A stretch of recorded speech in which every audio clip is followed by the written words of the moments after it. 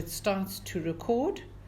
And then I think let's put it on top there so that it definitely gets everybody's voices. And I think everybody's got strong enough voices to be able to make sure that they are recorded. But if you can just please be sure, if I ask you just to raise your voice, it's really just that I don't miss it.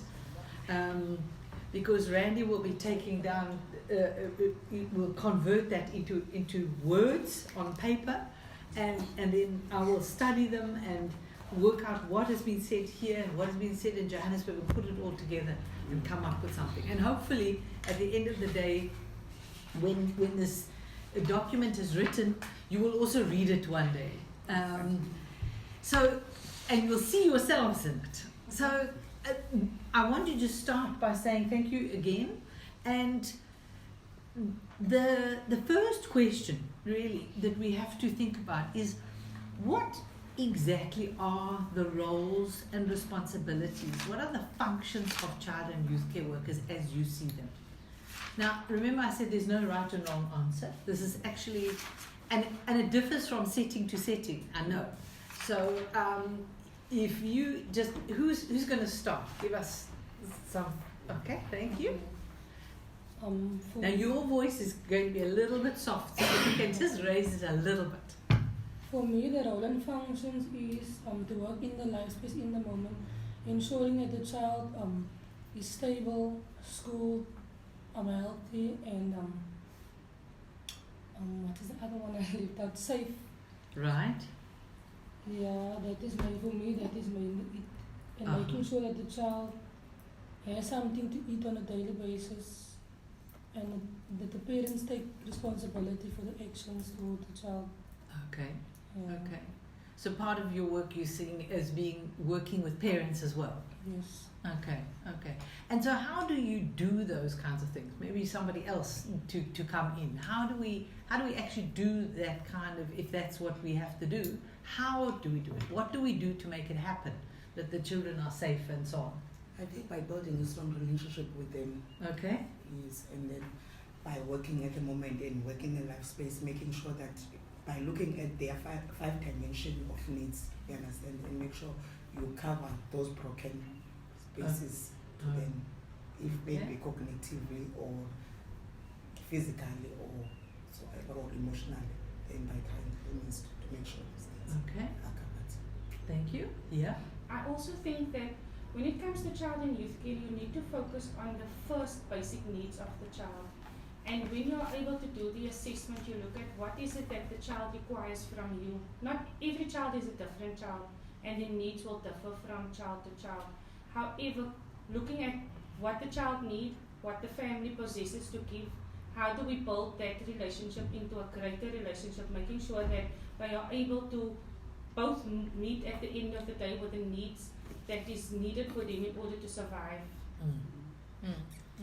Okay, I also believe that one of the most important things that we need to do in everything that everybody has already said is to look at the circle of courage, because I think that is what we stand for. Because for us to build a family, for us to make sure that the child is safe, that the child has to have a belonging somewhere. Now, those are I think for mostly it's looking at that aspect, because everything else is all included within the whole circle of courage. So our mind needs to be focused on the circle of courage and making sure that every child, all four dimensions of circle of courage is being met. That's how I think we win. And how do we do that? What do we do to make sure that those areas in the circle of courage actually are met? What do we do as child and youth care workers? Maybe somebody else could answer. Or do you want to answer? Sorry. Yeah. For me, to make sure that all the needs are met, you just have to do regular home visits to the children. That's what I do. And then just, if there was a need in that family, just go there and check if that need it's met, and then if that goal is met in the family. That's where you see them, that's where you connect with them, that's where you speak to them if they are fine, that's where you see that they are growing, that's where you see that the family is also growing as well. That's where you see that they are safe and the needs are met. Yeah. Okay. Thank you. Yeah. Other thing on that circle of courage is you need to be respectful of the relationship that they have, because we find other families, they do have the relationship, it's just that they don't know how to strengthen it. You need to strengthen the relationship that is there on the belonging or where the child belongs, and give the child independence by also give the child to like checking the strength of the child and the weaknesses of the child, making sure that where the child's strengths are, is where you focus on, not the weaknesses, so that the child also can grow the independence of doing their things on their own. Because at the end of the day, as child and youth care workers, we're not going to be there in their whole life. You need to give them that opportunity of growing also, and the family also, that they belong together and they strengthen the relationship that they have together. And what do we do then to actually strengthen those relationships? What do we do that actually makes those relationships come together? A lot of people have talked about them already. How do we strengthen those relationships? Sometimes it's good to observe, because sometimes the caregiver won't tell you the exact truth, but by observing, you could manage to probe so that she can come out with the information. Thereafter, you can start by doing all those that my colleagues have said. I think you look at what is it that they project as a family which is good, and then you look at the actual reality of what is it that's needed in order for them to become the family that you want them to become. So you put both those two things together, and then you help to strengthen those things in order for them to become the successful family, or the family that you are needing in order for the child to actually excel in whatever way possible. But I think as a child and youth care worker, our main focus is assessing the situation, looking at what is it that is required, what is it that's needed, where is it that we're going from here, how do we do this, how do we actually accommodate this family, because it's not the family that comes from a rich family, nor is it the family that comes from a poor family. It's the family that is in need of your assistance based on their needs. So assessment for us becomes the priority in order for us to understand where we're going. I don't know. And to add on what my colleagues have already said, the very important thing that I think also give us a drive is those 17 practice principles of child and youth care. We need to empower these families, isn't it? And we need to preserve the families. We need to put the child in the center of everything that we do. And we are working in the best interest of the children, isn't it? So if we look at the circle of courage and you see and identify what needs are there, and you take your practice principles of child and youth care, I think it's whereby you are able to go to the family and form that relationship, and knowing exactly what is the permanency planning of this family and how can I overcome to make this family independent enough to stand for themselves in future. Thank you. Well, Yeah? also the fact that you, as a child and youth care worker, you have to project commitment. Because if there's no commitment, then there's nothing. Because commitment goes with trust. So most of the families that You we mean are like working commitment with, to the family? to the family Yeah. and to the child. Right. Because half of the time, the child is the one that reaches out for the help. But you as the adult need to showcase that there's commitment in the sense of, I will help you through this. I will build this relationship. I will make sure that we are able to reach the goal that we set together so that we would be able to achieve. So our role as child and youth care workers is also staying committed to what we said we would do. And I think most of the time kids are failed because of commitment and that there's not much emphasis placed on them. Child and youth care places the focus on the child itself, and therefore everything we do is surrounding the child. It's the best interest of the child. So I feel that commitment is one of our strongholds when it comes to child and youth care. And just to add on that, it's just to add on what she says, also the fact of understanding and practicing the child and youth care worker characteristics. Because once a child and youth care worker, you know who you are and what you understand, what you stand for. Because commitment is also one of the characteristics of a child and youth care worker. And the fact that you need to understand that you don't give sympathy, give empathy. Those are kind of things that you need to understand, that as a child and youth care worker, this is my role. This is what I need to present when I get into the family. Not getting too involved emotionally, because at the end of the day you are missing the fact that the point of what you're supposed to be doing in the family. Yes. So all of those things, if ever you put all of those things together, like you say, you put the circle of courage and then you put the ethics and then you put the characteristics all together, all of them works hand in hand. Because you cannot try to work on circle of courage and then you as a child and youth care worker, you don't know who you are and what you stand for. So if you meet all of those things together, then you get your job is done as a team. Okay, thank you. Dudu was going to say something. She already mentioned it. No, yeah, anyway, I can think about something else. To me, as a child and youth care worker, the first thing I used to do to these families, I built trust between me, the child, and the parents.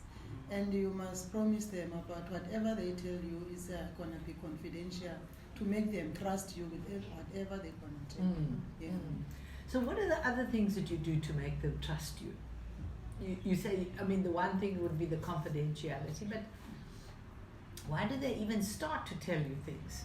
Why do they start? Let me just hear from Julia, and then we can go on to others. Because she was trying for a long time to speak. They already speak about the other things. That's why now I'm just thinking of this.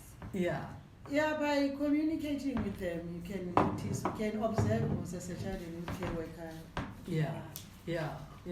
You're sounding almost as if it just comes naturally to you. Yes, it comes naturally. Yeah. But I think at the same time also you need to respect them and be non-judgmental to them, to their situation. Don't come there as if you are perfect and all those kind of stuff. You have to respect them, because somehow we are different cultures, we are different beliefs. You understand? So you have to respect them, you understand, and not be judgmental. And give them chance to make their choices. You understand? Not as if now you are there to control everything. You understand? They are just be there to sit and then they listen to you. Give them chances to also to make choices. Okay. You also said something now, I'll come to everybody else now, it's almost like you're saying you've got to be real. I don't know what you said just now, that just made me think that was what you were saying. It was like you have to be like a real person to them. To be yourself. Something, Be yourself. Don't exaggerate things. Just go to the family, and by going there, each and every day they see your face, you become the member of this family, but from outside. And people, when they are seeing your face and then see that you put effort on what they are struggling with, and you make sure that this is happening, people started to understand, oh, this person is here to help us, actually. So they started working together with you. I have a family that I work with that was very difficult, Mel, back then in Saldanha. This old man, she even once said, you know what, Bandlagazi, take your childcare and go wherever you want.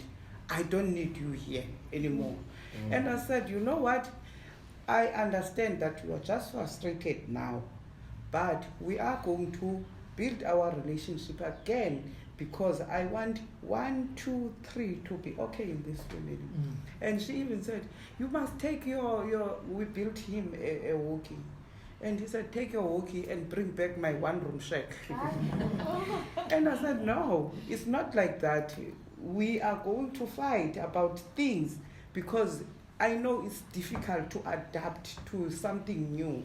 If you wash yourself and leave that water that you washed in, you leave it here. And when me comes in, and I said, if you finish washing yourself, take the water and throw it away. it's something that is difficult for them to adapt to. Ah. So, and we have to have those little fights. No. But that guy, he even said to me, you know what, after we buried her daughter with nothing, I was going to each and every shop asking for donations.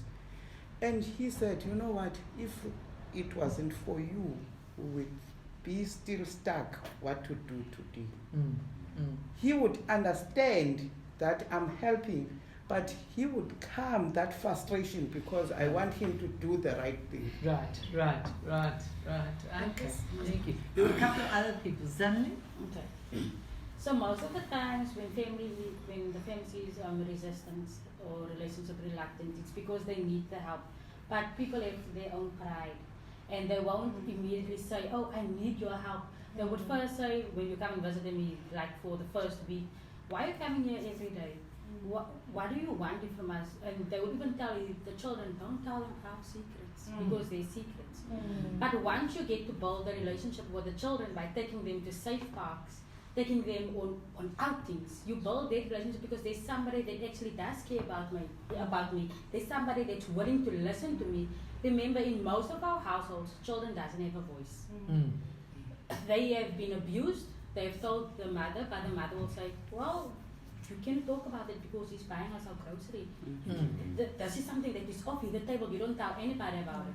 But when you're a child and youth worker and you build that relationship with children and you have different youth programs talking about all of these subjects and topics, children will eventually come out of this and then they will even ask you questions. That's why it's important for child and youth care workers to be observant. You need to have good listening skills because the child will say, "Well, my friend has been." Already there's smoke, and where there's smoke, there's fire. So for child and youth care workers, in order for us to build the trust with the family, with the children, we need to be there. You cannot come and visit me once or twice a month. We will have no relationship at all.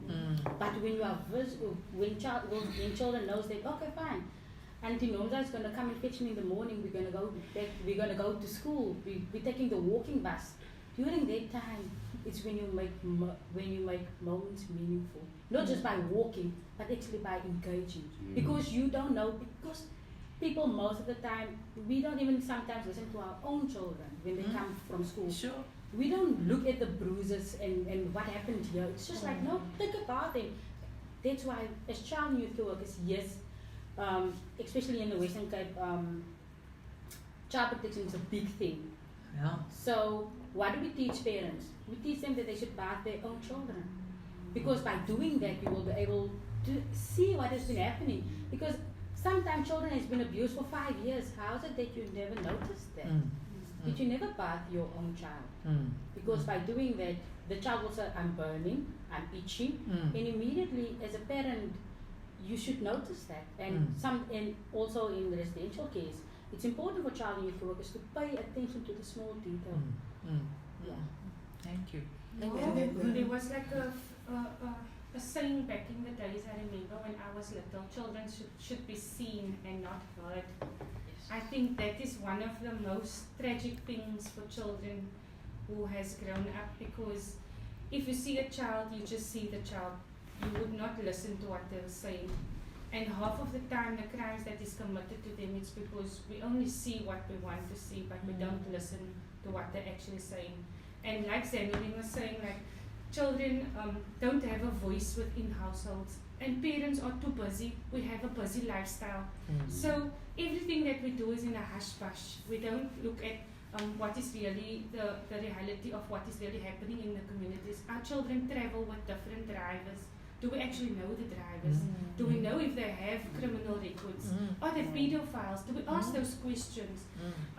If you look at how our children are being killed today, in the sense of rape, 6-week-old child was raped in Kimberley over the weekend. How does it happen? Well, the granny says don't hit him because he is mentally disturbed. What was actually very disturbing for me is that they knew he was mentally disturbed, but there was nothing done to him in that sense up until he has done what he has done. So for me, it's like children still has that sense of children are seen and not heard.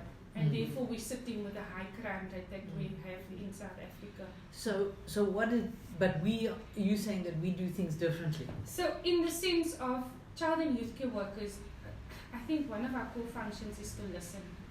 Oh. Half of the time children never get the opportunity to talk and to be heard.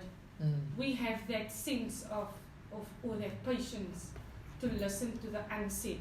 Sometimes you hear things which is not clearly said to you, but when you listen and you look at the child, you kind of see this is something that needs attention. This is something that we have to talk about. However, when you get into the household, you need to do it very discreetly, because otherwise you would feel like you're an intruder. Why do you come into my house and tell me what must I do? Who gives you the right? So you have to have that patience of introducing something new, which is beneficial, but in the beginning it doesn't look very beneficial, because change is uncomfortable. If you have to change certain behavior patterns, even for yourself as an individual, it takes time. So what for a family that has generations to generations had the same thing, how do you change that? And that's our role as child and youth care workers. We come in silently, but we do drastic things. We change behavior silently without you noticing as in a household, or as the parent or the caregiver, even the granny. You become more prone to actually accept what is it that we want to showcase to you. However, we do not expect miracles. That we clear on. We work together in order to achieve. And I think that in child and youth care, you have to have that combination of the child working together within the household and showcasing that it's not because of this and that we're doing this. It's because we want to see change within the household and see that what we are doing to you is beneficial towards you. Not because I want to show now to Mo how to make this cup of coffee, and that's not the idea. The idea is for you to actually see the benefits attached to changing behavior. Okay, thank you. It's Thank like you. as Mauritius is telling you now, saying about the behavior and the need. You have to look at the need, because normally as people, like general people who accept child and youth care workers, people, they normally look at the behavior, not looking if there is a need. To each and every behavior, there is a need behind. So immediately you find that need. Except looking at the behavior, you try to find out what makes this person to behave the way he's behaving. Then it will be easy to help that particular person. Right. Okay, thank you. And there were a couple of people here who wanted to speak, I think. I was going to speak about culturally competent. Yeah. Because for me, one needs to be culturally competent in order for you to approach maybe someone that is Xhosa or whatever. So then you don't come there and then you maybe speak Afrikaans and then the person speaks in their language, and then there's a language barrier, so none of you understand what anyone is saying. So how do you manage that kind of situation? I guess for me, with us as child and youth care workers, we need to teach one another the language so we can understand. Yeah. And also to take a part in, like, if I go to someone that's African and then I take Rwanda, so then she can just interpret to me or to the person what we are saying to one another. Yeah. Okay. And also in Hopefield, man, people there are African-speaking people. They don't want to adapt to English. It's a small town outside of everywhere. And I've learned some few words like, oh yeah, now the men say less like that. And I was like, but the person's face is telling me something. But I don't understand the language. And up until now, I understand very well what does the person says when she said that she doesn't want me there. Now she doesn't have that less for me. And I would like to say to the child care worker, tell her that we will come back later. She can continue with her stuff, and then we will come back to later. So it's so. I think the profession now, we really need, I'm coming to you, that we need to teach each other the language. Because if you don't understand the people, there comes trouble. You won't work with those. And interpreting what the person is saying. sometimes if I'm going with you, you are the childcare worker, you've been not coming to this family, you are totally Africans, and I will ask the question in English, you interpret that, and you are telling the person, maybe tell her that I did this and this and this. I wouldn't know. Yeah. So that is why we have to learn the language. Yeah. Yeah. But it's Yeah. also about the child and youth care worker being willing to learn. Because one of the things, child and youth care worker are lazy to read, they're lazy to learn things. And if ever you go into another province or another place where or another house that they're speaking a different language, you have to be willing to let them teach you. When I came to Cape Town, I was not familiar with Xhosa at all. I only just know how to greet and that's it. I only came in the very first place I worked in was African speaking, which I was fine with it because I'm from Free State. So Afrikaans was fine by me. Now, the thing is, when I had to come to a place where they speak Xhosa, then it was another thing. But by the time I was in the CBND and then I had to go to the families in Xhosa, the kids were teaching me how to speak. And that is how I managed to get to understand Xhosa. And so it's a matter of you opening up yourself to learn as a child and youth care worker. And the fact that you're showing interest to the family and they see that, okay, no, this person like is very interested, they will never play games with you. They will, some of them, they will go there and you don't know how to speak, and like they do know how to speak English, but they won't speak English to you because they don't want you in their business. So, but you're interested in them, even wanting to learn. This person's like, you know what, okay, it's fine, let me rather give it in to this person, and eventually they end up opening up to you and speaking English with you. And the kids are always there to teach you that, you know, they make no mistakes on that one. They will always be willing to teach you the language if you don't know how to speak language. And now the second thing is, I personally would say that child and youth care worker, it's not a career. I put it so, it's a calling. If ever you are in a child and youth care and you don't take it as a calling, it will beat you up and you will give up on the way, because the families are very difficult. And like they already said it, that you get there and they you know they need help, and they know they need help, but they will never open up there to show that they need help. And that's it. Yes, Yeah. they just it's like that. But you, if ever this is your calling, you know very well what you want to gain at the end of the day. Your gain is to make sure that that child is safe, that child's needs are met. So it's your focus. And you tell yourself that, you know what, you can throw me out as many times as you want, but my purpose is this child, and this child is going to get help, whether you like it or not. That's what you tell yourself, but that's what pushing you.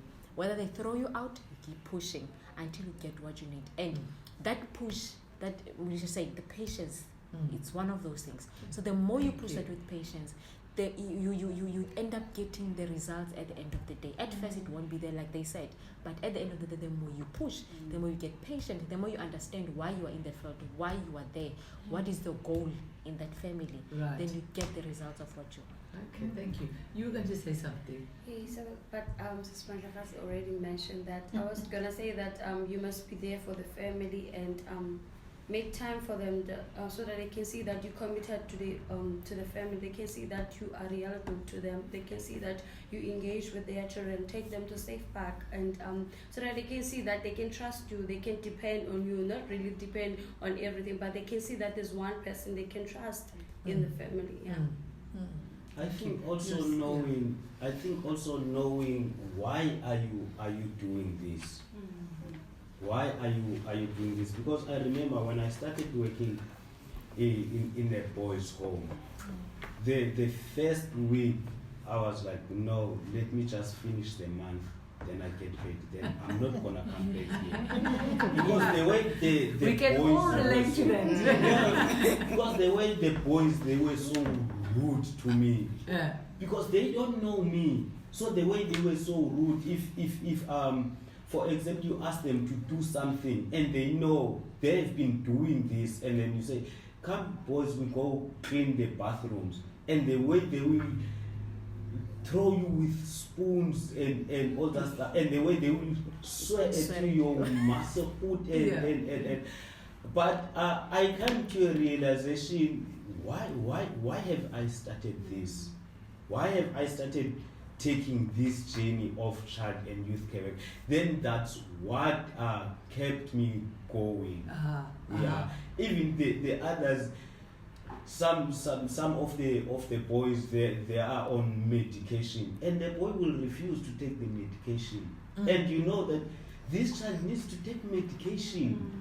But you will refuse to take medication. But I think it goes back to the point of being consistent, being enforcing that you need to do this. You need to do this. This is your life. I'm not gonna be here for the rest of your life. I'm not gonna be here. You are going to be alone at the end of the day.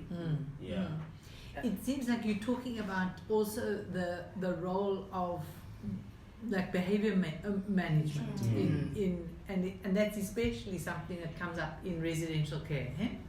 Yeah. And so what is your role there? What do you do when these children saying to you, no, I'm not going to clean the bathrooms, and then they throw you with a spoon. What I used to do, because like people, they think child and youth care workers, they are robots, they don't have feelings. We have feelings, we get angry also. Yeah. We have emotions also. So what I used to do when I remember at that time I started working there, and then the next month my mother passed away. And now these boys, the way they are sorting your master, and I was like, no man, I cannot take this. I cannot take this.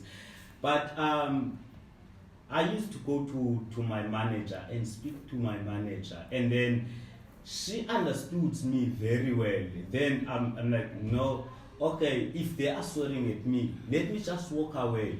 Then when I'm cool, then I'm down, then I can come back. And then, these children, when they are amongst each other, they will behave and they will show their true colors. But when you call him nicely alone, and then you sit down with him, and then you talk to him. And then sometimes you find out, no man, this child, he was behaving this way because of, there is something behind why is he behaving like this. Okay. Thank you. You're going to speak and then I'll come to you. I think that's where then it makes us child and youth care workers different. Because I work with different professionals in childcare, and when children starting to act out and stuff, and they will call you as a robot, as he said, like we don't have feeling. They will call child and youth care workers to come in, and themselves and themselves will be behind because they want you, they push you there. So I think children who normally do that, behave that way, they're seeking attention. Then it's where the child and youth care workers will come in. We give the child the attention that they need. We listen to them. What is their need? What is they really want? Because it's not that they want you to, like when you come in a children's home, for instance, you come in and these children, they've been good doing this for a while, being there. But when you come in, they're starting, it's just they're trying to test you, they're trying to welcome you, but they don't know how to welcome you. That's the only way they know that they must sweat you, they must give you a hard time, they must do this and this and this. And another thing that is this, people that they work with them, I'm not gonna mention who, they promise things to them. And these things, these things will come back to us as child and youth care workers, because for instance, those people will come, their children must come to their office and they will say spend an hour with them, and they will promise them, no, I will come and see you tomorrow. So the difference between us and them is that we are consistent, and we're there in their face, we're there when they wake up, we're there when they sleep. We read them bedtime stories, we wake up, and we also play with them. We also there in their level of the children. That's where the children then they get to trust us. They get to know that this person, I can trust this person. I can also express my feelings. And the other thing that they mentioned is that it's a key that as a child and youth care worker, you listen to the child. You don't talk and now while the child is speaking, you also have the answers. No, you don't have all the answers. You listen and then you tell the child, I'm not going to promise you anything, but I'm going to find out if that is possible, if that is, it can happen. And the child will then be able to trust you. The child will be able also to open up to you. Even the family in that matter, they will also be listening to you. If you can't come just today and because there's a problem and say you need to fix this problem and this and this and this and that after that you leave. Yeah. What are you gonna fix? Yeah. You need to be consistent. You need to be there. They need to see you that you really mean whatever you're saying. You really mean whatever you said. You're gonna be there for this child. Thank you. I'm just thinking now, Mal, if you look at the chain has got a linkage which gets it together. So child and youth care workers are that linkage to all the other services that's required. We look at things holistically. So if the child needs health, we look at health. If the child needs schooling, we look at everything holistically. Right. So if a chain doesn't have that link, it's no use for us. Yeah. Because even if you use something else to get it together, it might not go over your head, it might not be able to look pretty, it would not serve the purpose. So us as child and youth care workers, we are that link for that child. Okay, thank you. Yeah. Can I just say that sometimes we as the child and youth care workers have a very big downfall in the sense of promising the child that you will be there for the child forever. But now you get a better opportunity and then you leave the child, and now it's very hard for one to win the child's trust. The child won't trust again immediately because you broke the child's trust. Yeah, sure. Okay, I was saying the thing that they're just saying now is the fact of, from what Supumzi already said with the behavior, is the fact that the kids already, they especially in the residential, they don't have trust anymore. Because people come and go. They're broken down a lot. People every time come, whenever they get used to this person, the person leaves and then they go. So every single time somebody comes, they will always test boundaries. Because like, you're also going to leave us, so what's the use? Now, for you as a child in the care worker to build that trust again, it's going to take you a while. Yeah. I personally would come to a point where there was a time that the child wanted to stab me with a knife, and it was a girl. And it was at night, everybody was also sleeping. And the only reason that she didn't know she wanted to stab me because I didn't want her to watch TV at 11 o'clock. You see? And if it was not because of the other child youth care worker who was there with me, I have no idea. Between me and her, I don't know who would be stabbed. But see, those are the things that we face. And as much as we face, you also don't get a support from our people, because you are there as a child with you every single day and you're facing that things alone and you never get help. And even our modules, they teach us about behavior, but they don't teach us about behavior management. We learn this thing as we go every day.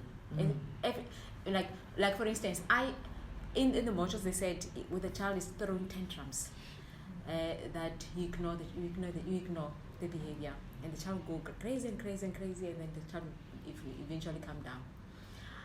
I have a son who threw tantrums. I tried to use that on him. That was the worst thing I've ever done. Because once I ignored him, he got worse. Yeah. And he hit himself. Until the fact that I realized that one solution does not work for every child in his behavior. So every single child, you need to learn different behaviors. Yeah. And I had to learn that, okay, this is how you handle things. Okay. And every single time I had to work with the teenagers especially. Me, when I get in, I will sit and observe. They go, throw the tantrums. I just observe because it's easier to look. Okay, this one's behavior is like this one behavior is like. They all throw tantrums. It's fine. You do whatever suits you right. For a few days that I'm there, I check behaviors. I check how those might present when they're together, when they're alone, and then the following week I sit and then we have a meeting. And in the meeting, I think this is what worked for me, especially in the residential. When I sat down with them, I said, you know what?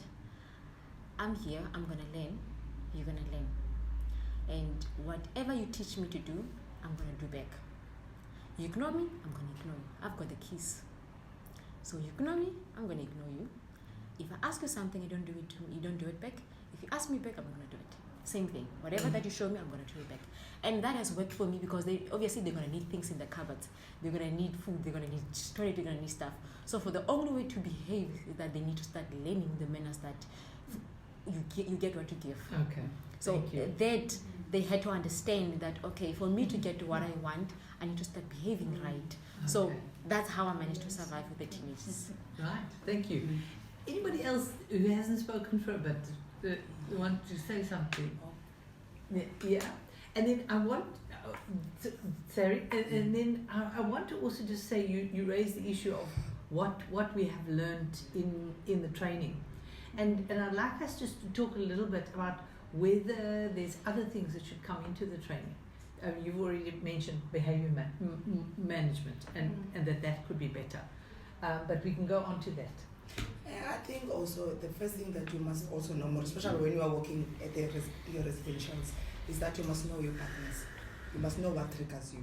Yes. Yeah. Because first time I remember when I worked in the residential, there was I would work with children there, because they would be like going on, and then I didn't know that they trigger my partner.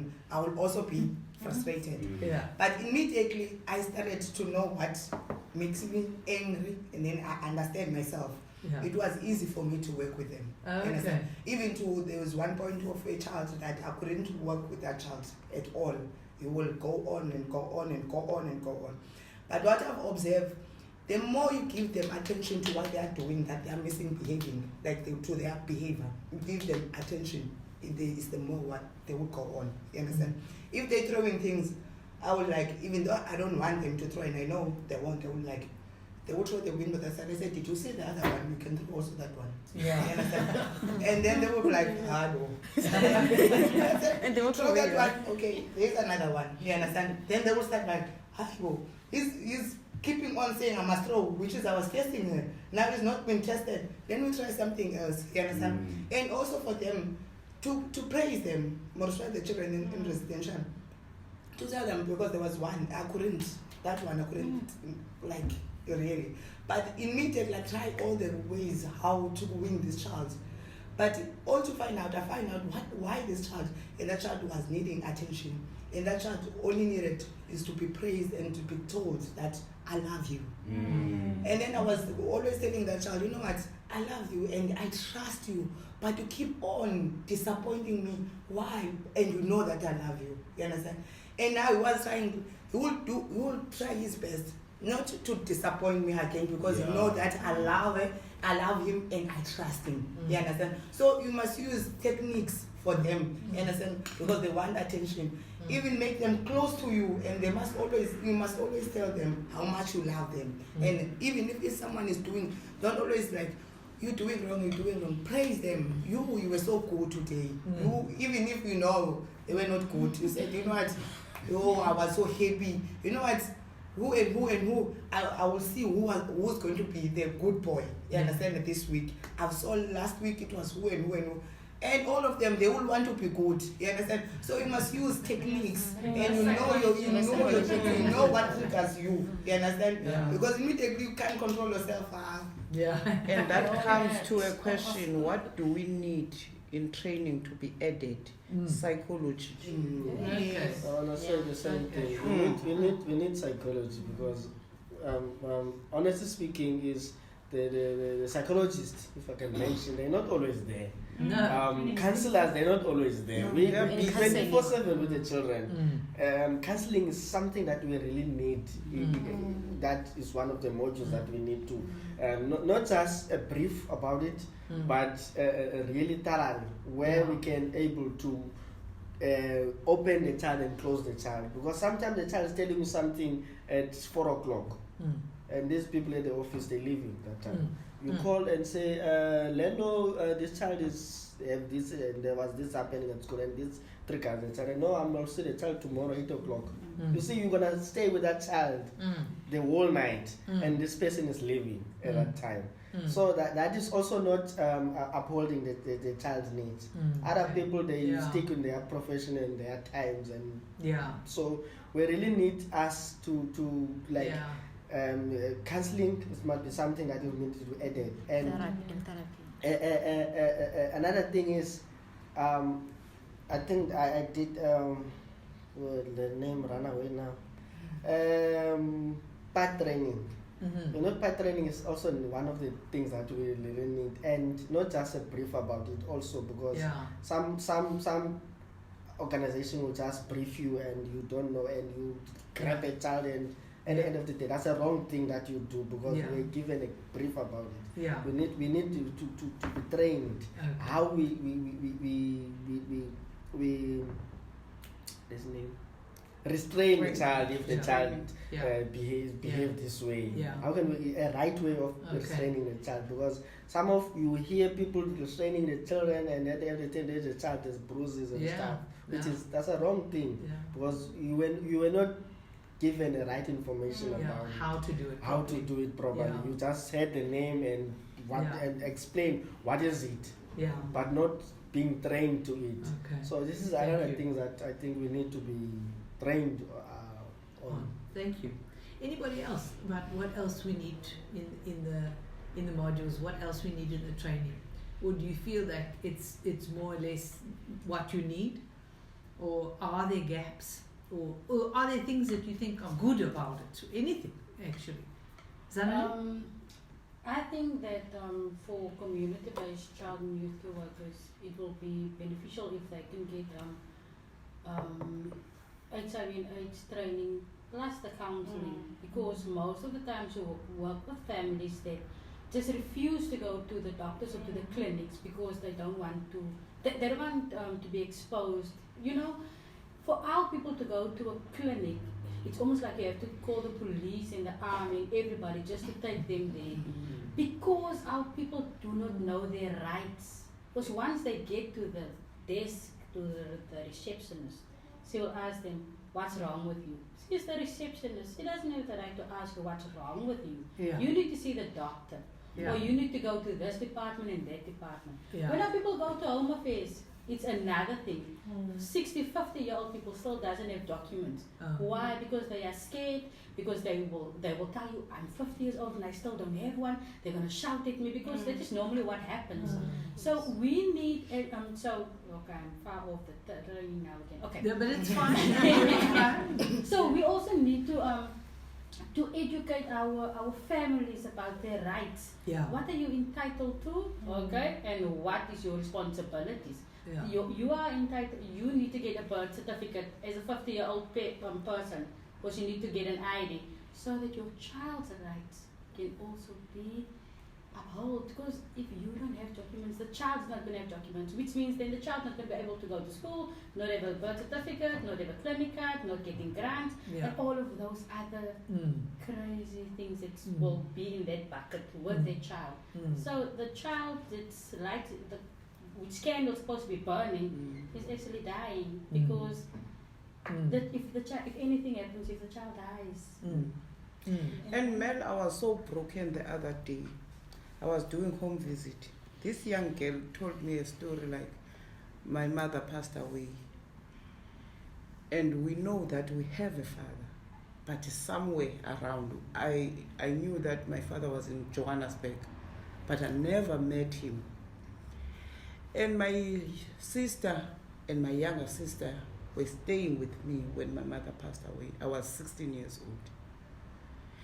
And what happened is that after my mother passed away, when she gave birth to the younger one, my older sister committed suicide.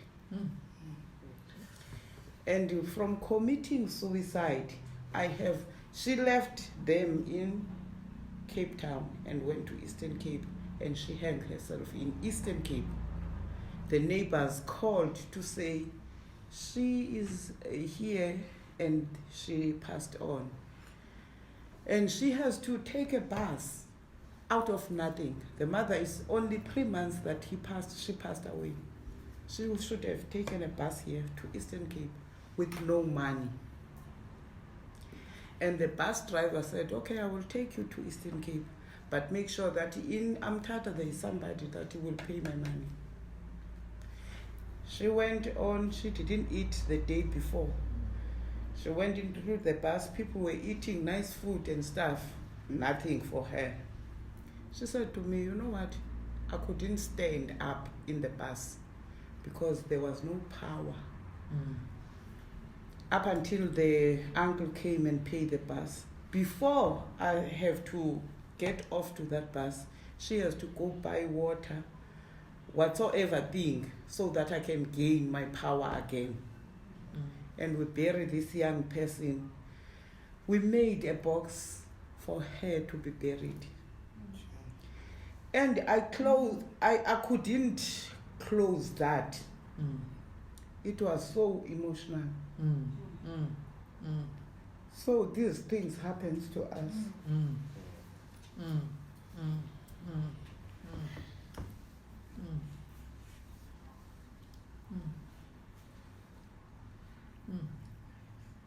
And it took back that my sisters also passed away. The very same thing that happened. I have to go through it again. And my sisters left 4 children that I took care of them. So for her to come back, and she come back and then she got married to a guy because she wanted to survive. She didn't want to get married because she loved the guy. It was for her survival. And the younger sister that was an infant at the time. Yeah.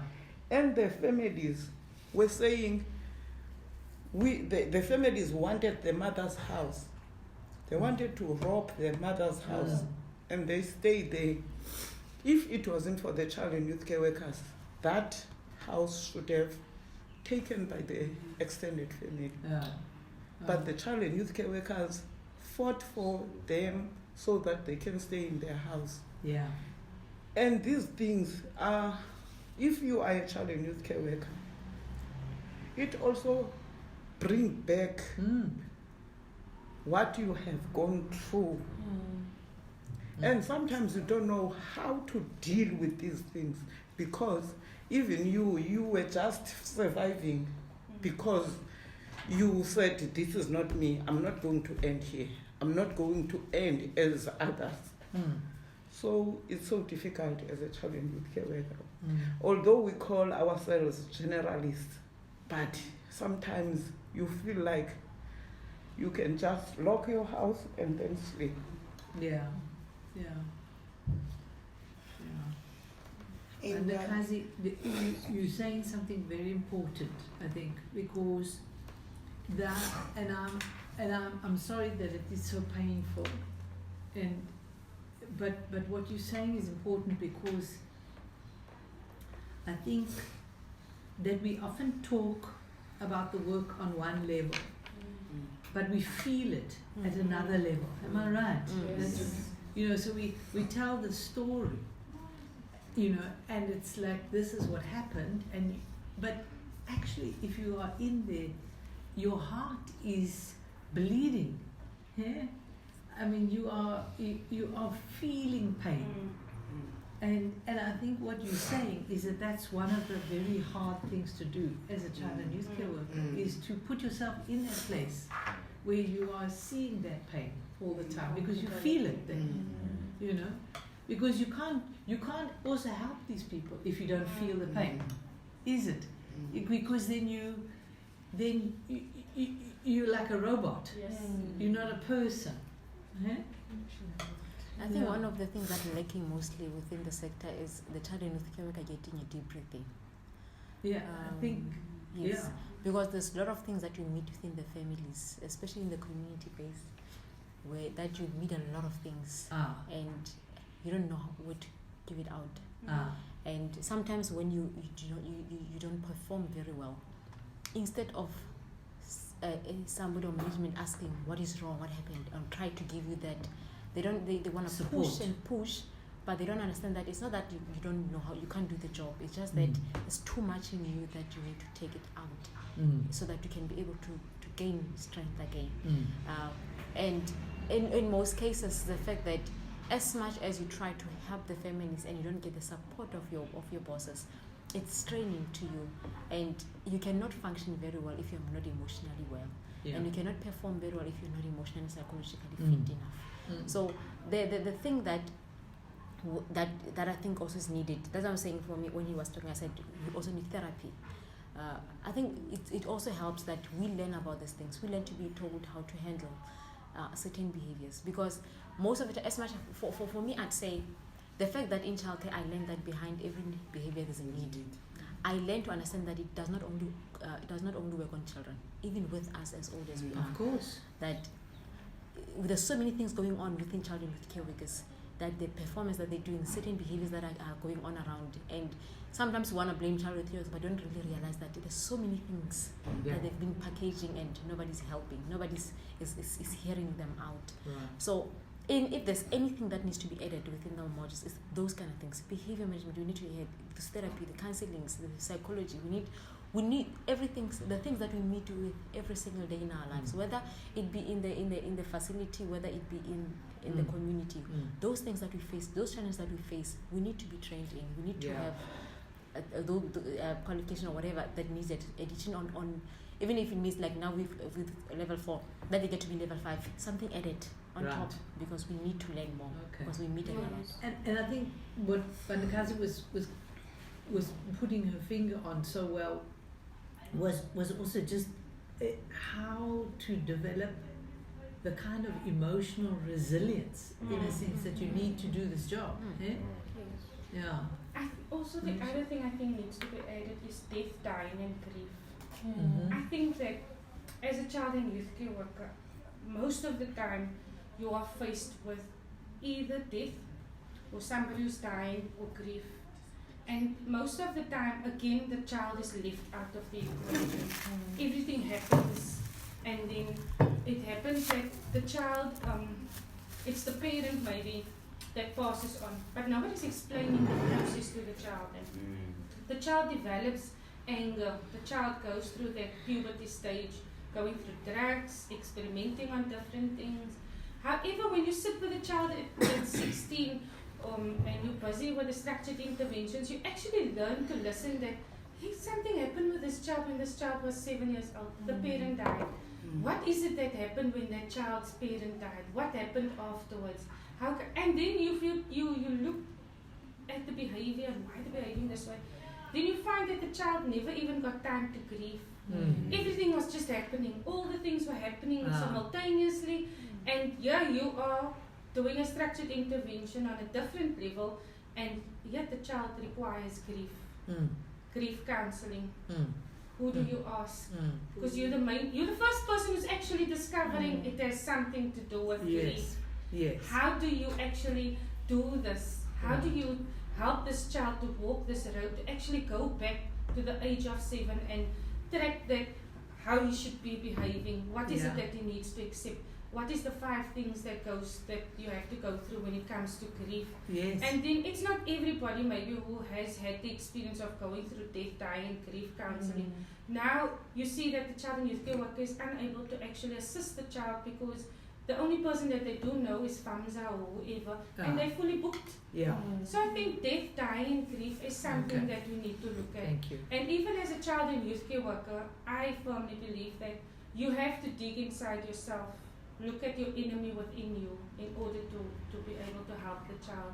And yes, we are faced with many challenges daily, that it becomes that your reality in the sense of, I'm going back into my own history, this is what has happened. How do I accept death, dying, and grief? Because half of the time we tend to say, we're the strong ones in the family, because everybody looks at us in the family, we're able to deal with this. No, let's go to Sapumzo. He knows. He's going to organize the funeral. He'll organize this. Not knowing that in the very same breath we're also going through that process. And we have to put back our own emotions and feelings and just act like these robots because everybody sees us that way. But if we are equipped enough to know that it's normal to go through anger, it's normal to go through denial, it's normal to go through those phases that you need to go through in order to understand this is grief. Then you would be able to assist somebody else. And half of our communities that we work in, that's the issue. The issue is, and not just death, dying, and grief in the sense of death in the sense of an absent father, death in the sense of an absent mother, death in the sense of substance abuse, because that is what we are faced with. So how do we look at this child going through these emotions and dealing with it, knowing that it's a phase that they have to go through, and allowing them to express that emotions, because that is what's killing our community. Our children are unable to express the emotions that they are seeing every day, they are exposed to every day. They are unable to say, this is how I'm feeling. If you ask a child, how are you feeling today, they say, why? Why are you asking me that? What?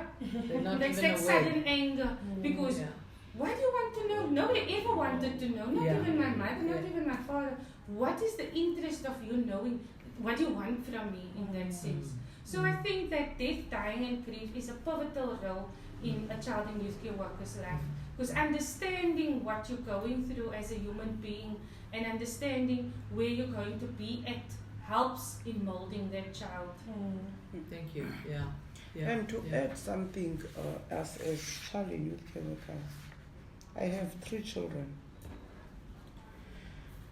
And the middle one, he shows some behaviors.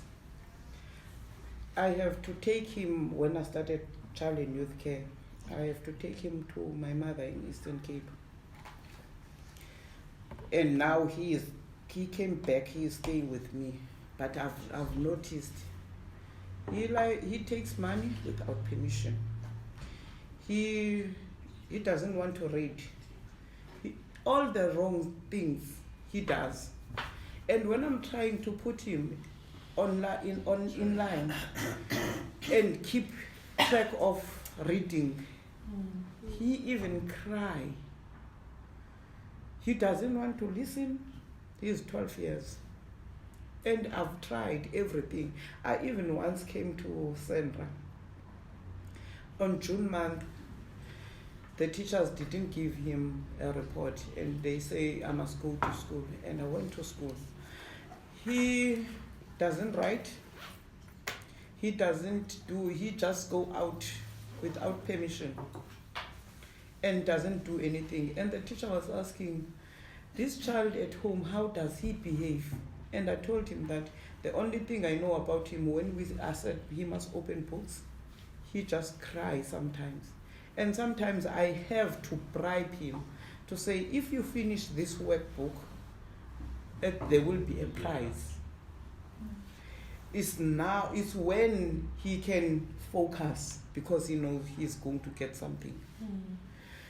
And he will take my money. He took 100 rand and went to the shop and take 30 rand for him, and then he came back and put 70 rand for me. And I asked him, what makes you take my stuff without permission or asking? He said, I wanted it. And I said to him, but you know that it's wrong to do that. It's wrong to take somebody's things without asking or given permission. He said, I didn't know. And okay, learn now, from now on, you ask me and I will give what you want. But there will be things that you also do for me that I want you to do as a child in this house. He said, okay. He decided now he doesn't want to stay with me anymore. He wants to go and stay with Granny again. Because, you know what, people now in the community are saying, she is a child and youth care worker, but she can't take care of her child.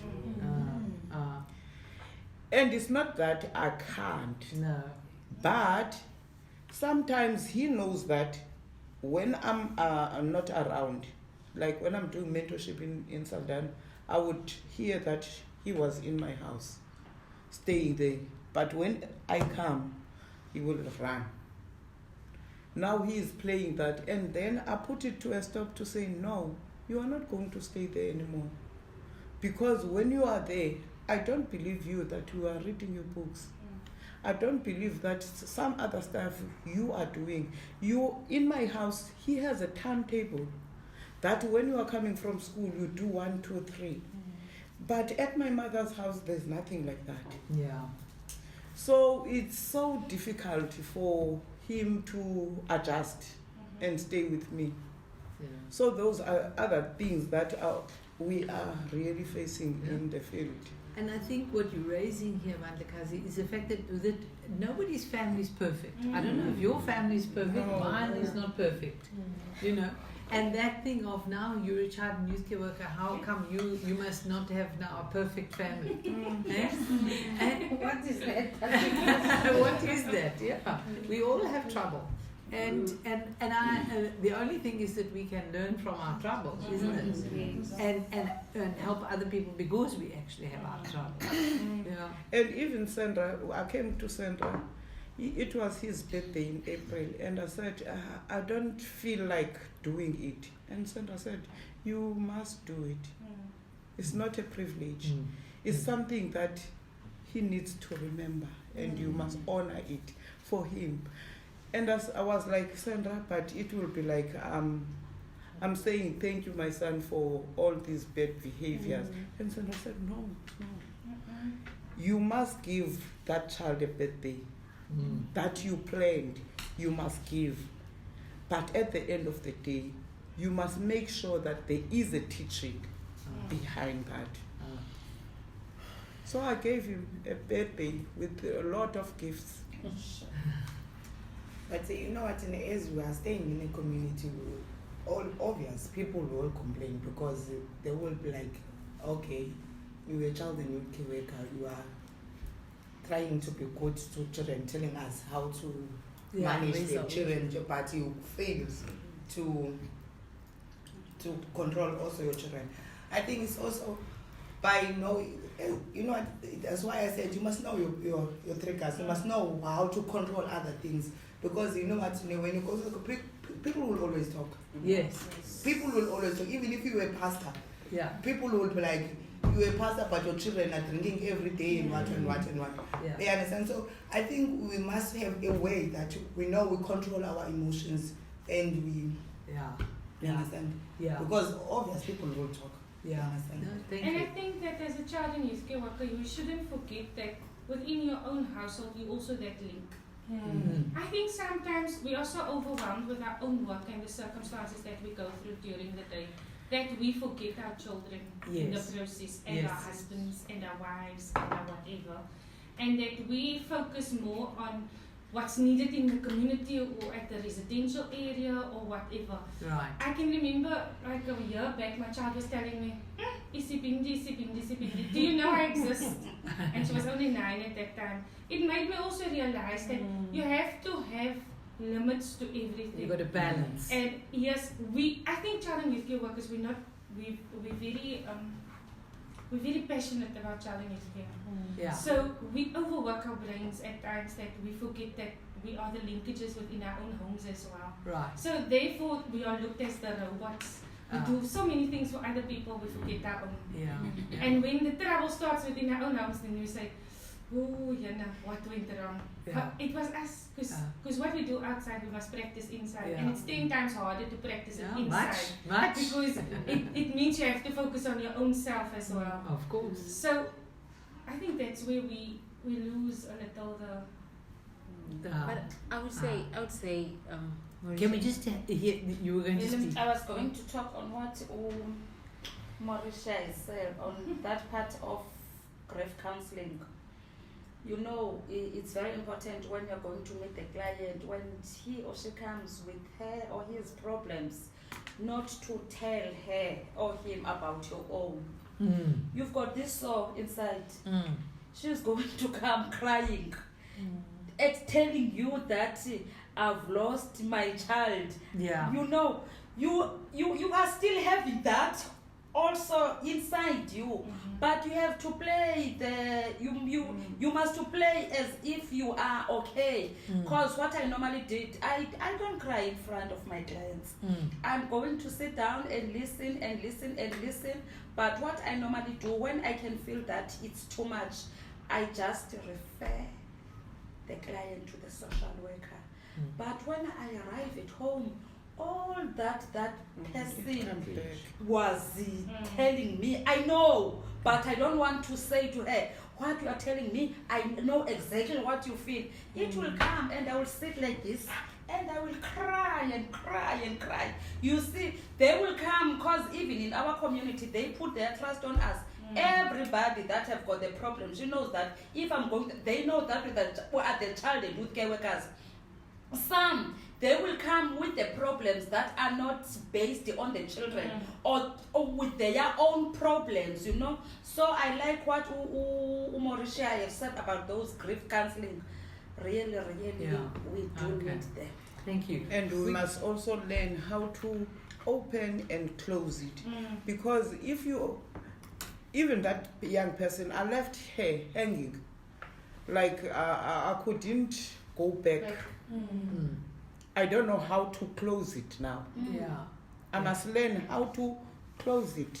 Yeah. Because she even called to say, I'm going to take my younger sister to my aunt because now this marriage is taking a strain on me, and this guy is not what I thought he would be.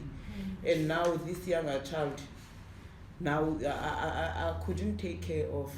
And I said to the project manager, you know what, now that I'm going to office, can you please attend? You see, now I'm shifting that responsibility to another person. But the first person to open the wound, it was me. And now I'm giving it to somebody else to go, and maybe she won't even know what to do also. We're going to need to wrap up. These are complex issues that you're raising, and I'm very, very happy that we're raising them because this is complex work, and people don't realize actually how complex it is. And that's why, that's really one of the reasons why I wanted to do this study. But I just, somebody else wanted to say something. I don't know who else was. I was gonna say something about marriage counseling because I've been counseling couples for 2 years. And I'm not even counseling myself. That's all. They come and knock and you say, you know what, my husband did this. Come, just come. And then you must go and you must do marriage counseling. Yeah. No. I was saying, the thing of what Maurice is saying about the thing of the balancing. It has been one of my concern a lot that we are not really balanced as child and youth care workers. And our job is so demanding sometimes that when you get home you're too exhausted for your own kids. I don't know if the problem basically is the time within our work frame that needs to change, or the work that needs to change, but something has to change some way to give the child and youth care worker time to have time with their own kids. I know for a fact that there was a time that my son one day would be like, Mama, can I go with you to work? Because like you wanted to see exactly what is so important about these kids. I only realized a bit later on that he was trying to compare himself with these kids that I'm working with, and that is something. By the time I realized it, because I hear the compliments and the comments that he made, I was like, oh, so he's actually seeing that. I think he thinks that these kids are more important than him. So then I started, you know what? Let him take childcare home, so that even if I'm tired, I still get home and get dirty and go play cars outside. Just to give him that moment time. But it's tiring to you as a child youth care because you're not giving your child full attention. The whole attention is going to the other people's children. That is why our children end up getting out of most of the child youth care workers, their children get out of control. Not because they cannot control their kids, but because so much time is spent with work. So that balance issue is so very we important. need balance, especially within our time frame as child youth care workers. Thank you. We're going to need to wrap up, but I think that the points that have been made here are just really, really very important, and I think it's very helpful to actually have these kinds of ideas about what we can add into the training to help more, because maybe we need to have something on how do you balance your life, how do you have this work-life balance, how do we work with pain and try and keep ourselves safe from pain to some extent as well, and how do we make sure that we are able to actually figure out how do we deal with the community that looks at us and says, "Yeah, but you think you this, and how can your children be in this situation?" I think those are very, very helpful points as well. So thank you very much, everybody, for this. It's really been very, very rich and very, very complex. And I'm so glad that the discussion has not been superficial, that we've actually talked about the real difficulties of being a child and youth care worker. Because I often feel that we're putting out the stories, when we write like success stories and things like that. And I often send them back to people and I say, yeah, I get the situation was like this and now it's like that. But there's no in between. People haven't said, what has it taken from you to make this change in this family? Because it takes something from you. It takes real effort. It takes real engagement from each one of us to actually make that difference. And that's what we need to write about. And that's why I'm trying to do this study, is to try and get to what is that. And I think you've really helped, all of you. Thank you very much. Zanolene, you're looking very sad now. I know. I'm just doing some reflection. Okay. No, but I think that what you're saying here really is helping to, what is it that it takes from us to make this happen? And that's the important thing, to be able to articulate to people. Otherwise, they just see this and they see that, and then it looks fine. And the trouble about child and youth care work is when it's done well, it looks easy. Have you noticed that? People just say, oh, but these kids are just behaving so nicely. But meanwhile, they don't know what's gone into it that's made them not throw the spoons, made them not actually shout and swear and so on. And that's what we're trying to get to in the study. So thank you very much for your contribution. Thank you. Okay, let me just put this off now. There we go.